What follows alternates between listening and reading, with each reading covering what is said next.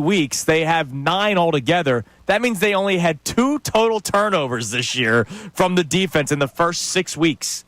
In the first 6 weeks, they had 2 total. In the last 3, they now have 7.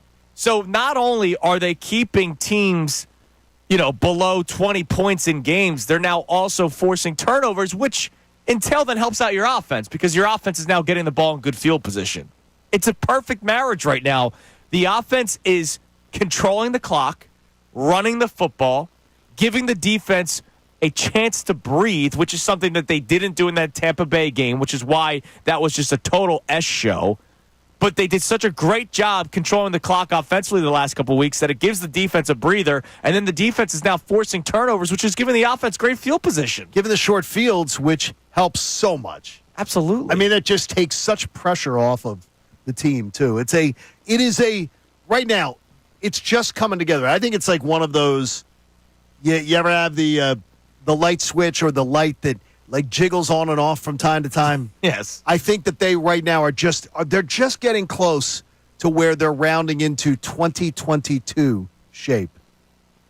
They're not there yet. No, they're not because they're not getting 70 sacks. And they're not going to come close to 70 sacks. No, but I'm not worried about the sacks now. I think sacks is the biggest empty stat to me in football. I honestly do. How about the quarterback? I want him to be uncomfortable. I think that making a quarterback uncomfortable is fine. But to me, the 2022 team didn't play a lot of games where they played that first half. That yesterday, they just clean up this stuff, get it together. They're rolling into shape. They're rounding, I should say, into shape. Connor, is this defense legit? Because let's face it, there are people that I think can make a legitimate case about, it was Cooper Rush and Trey Lance. People can make a legitimate case, but it's also eye test. I saw CeeDee Lamb, who is one of the best wide receivers in the NFL.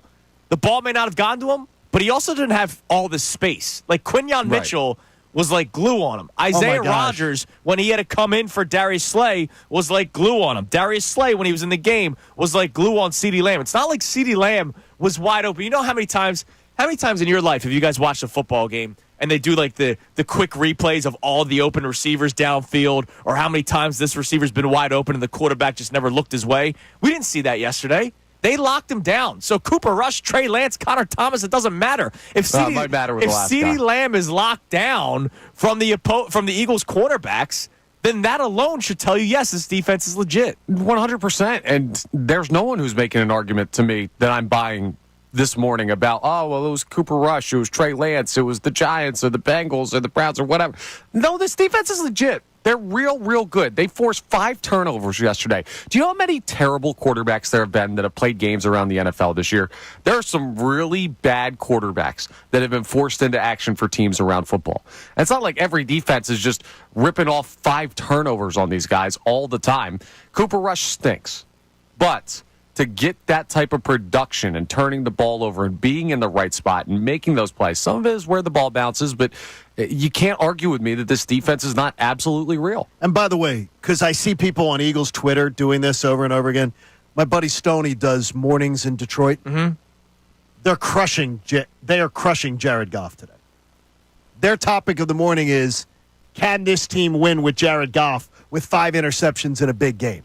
So every Eagles fan that tries to spin it like, nobody's going to give Goff any grief. No, they're killing him this morning in Detroit. Absolutely. Going, what's the problem? Because they're talking Super Bowl. Can we trust him? Because that's the key, Andrew. They have aspirations to win a championship. Right. So what you do is, you don't just say, our quarterback's great. Let's shake pom-poms. You say, if you're going to win something, you play to a higher level. Right, and that's why we talked the way we did about the Eagles the first 4 weeks of the season. They're crushing Jared Goff this morning. And by the way, that can create a crisis of confidence within an entire locker room. This thing's wide open, boys. The Eagles keep ascending.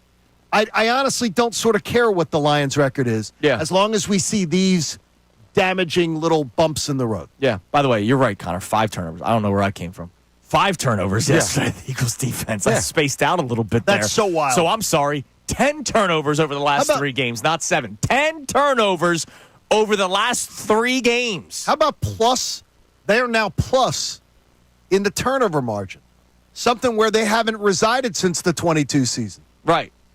I mean, These are the kind of promising signs that can be built upon. Absolutely, and man. There's a lot of good this morning. A lot of good to think about. Now, I'll say 4 of those turnovers were legitimately forced. Cooper Rush, I don't know. I don't know what happened on that snap. He just dropped it. Well, that happens. That was good for the Eagles' defense for recovery. He just dropped it. Yeah, I know what you mean, though. That's not really you doing anything. Yeah, no, the ball bounced your way. Yeah, I think that there's a comfortability factor. We saw it with the Eagles-Packers game. Yeah. There was no reason for a bad snap on that one either. And I don't blame, like I said, I don't blame Hurts for that fumble going back. Yeah, exactly. So this defense is legit. 10 turnovers forced over the last 3 games when they only had 2 turnovers in the first 6 weeks of the season. So all of a sudden, I think Vic Fangio, his plan at first was, all right, let me see who I got. Let me keep the other team out of the end zone. Bend but don't break. Okay. But just keep them out of the end zone, which if you look at the point totals through those first 6 weeks, they kept teams to under 20 points.